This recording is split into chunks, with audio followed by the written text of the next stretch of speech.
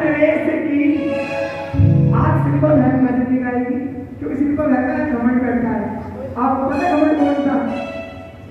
घमंड घमंड जो है ना, लक्ष्मी जी जब विष्णु जी के साथ डोली में बैठ के आई थी तो विष्णु जी ने देवी से कहा, हे देवी ये नाम ये कौन है?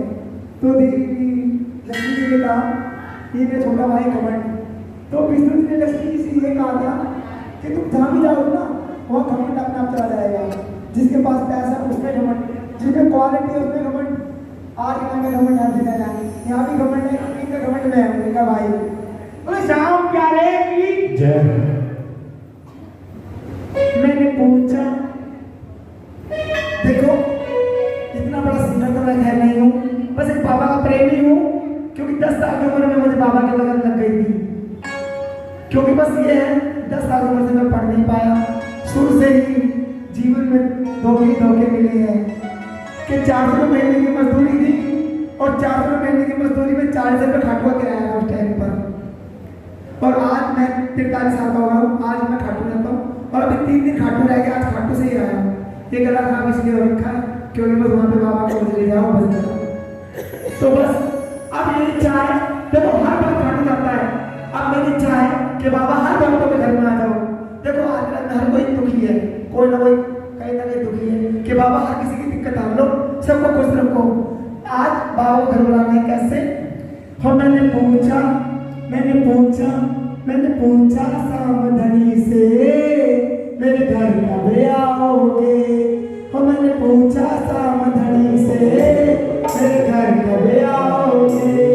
ये प्रेम निवेदन है, इसे तुम नहीं पाओगे। ये प्रेम निवेदन